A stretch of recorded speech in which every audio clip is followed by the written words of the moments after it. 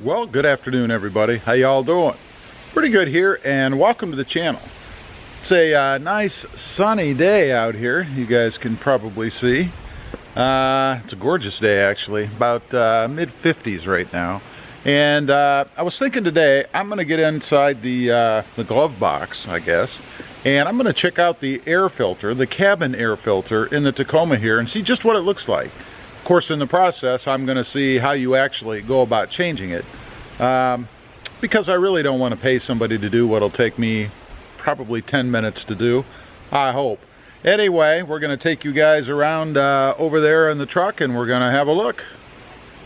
Okay, for those of you that didn't know, the passenger side is where the cabin air filter is, in behind the glove box. So we're going to open this up, take out whatever junk I have in there, which I'm sure is a few things. Got the manual. I need to move the manual somewhere else. Just takes up too much space in there. And we're going to try to do this one-handed, so we'll see how successful I am at that. I'm not sure. Yeah, you should be able to see pretty well. It says to slide and remove to push up on this panel. And one thing I will mention, it seems that they got rid of some of the older Tacomas, or maybe just the other Tacomas, have a shelf in here. My Tundra had a shelf in here, and it was really in the way.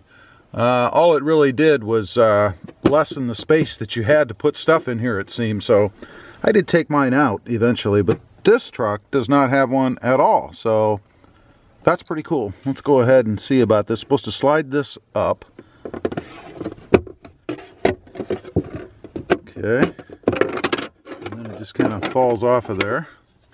That's pretty easy. We'll set that aside. And then there are two little tabs on each side of this next little panel in here. One on the right and one on the left. So we're going to pull those out. They just are little push things. Wow, okay, pretty cool. And then we'll remove that. And you can already see exposed there is the cabin air filter.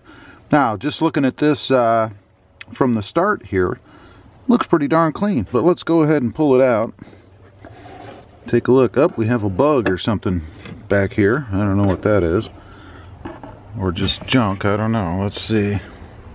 Looks like just little particles there. You might be able to see a little better if I can get the light right on here. It has some particles of stuff in here. Probably little bugs and lint and whatever. So it is indeed working as far as trapping some stuff in here. So let's go ahead. We're just gonna shake that thing out. I'll beat it on my leg a little bit. I don't want to hit it too hard. This thing seems relatively flimsy. If I was really motivated, I guess I would sweep it out, but I think that's probably good enough. Now here I'll show you the part number on this while I've got it. You guys can see it right there.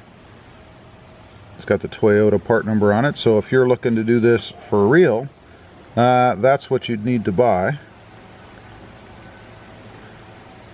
Interesting. Made in the USA with foreign materials. How about that? So they can at least claim it's made here with foreign stuff.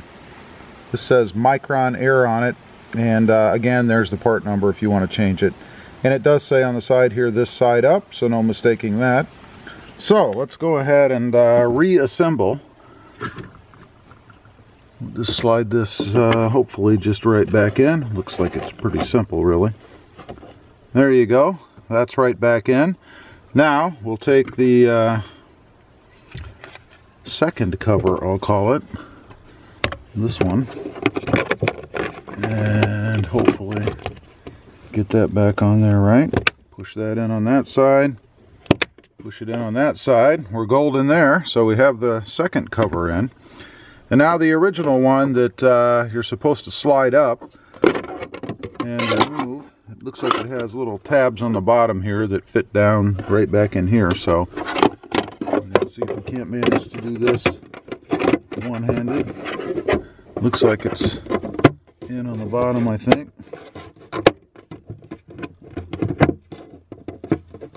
Wow, that was pretty easy, and I do have the tabs in here on the bottom, so pretty simple to do. I'm not sure what the cost of this thing is. Probably if you buy it from Toyota, it's probably a fortune. Okay, you guys can see I've got all my junk back in there. Not really too much. I usually keep an air pressure gauge in here, but it's probably in the Honda right now. So not too bad. That's a pretty simple thing to do. Go ahead and close that up, and that is it.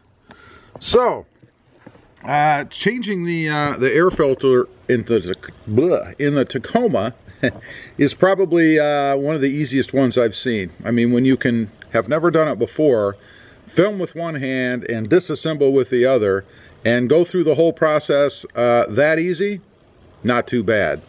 One thing I will note, in the Ram Rebel that I had, I did make a video about that. I was going to do the same thing a while back, and I discovered that it didn't have an air filter. It had a place for an air filter if you wanted to add one, I guess, yourself, but they didn't include it. I don't know why. Kudos to Toyota for putting it in the Tacoma. Anyway, that's how it's done. I gave you guys the part number. You can see how simple it is. So go out, check your air filter, and see what kind of shape it's in.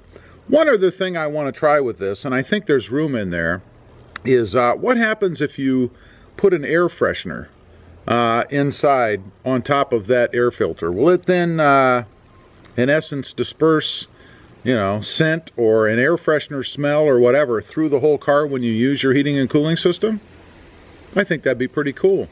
I wonder if anybody has a scented filter out there now that you can get. If they don't, they should. Anyway, appreciate you guys watching. Please give this video a big thumbs up. Click that subscribe button if you haven't before. And let me know, did you find any junk in your filter? We'll see you next time on the web. Have a good day. Bye.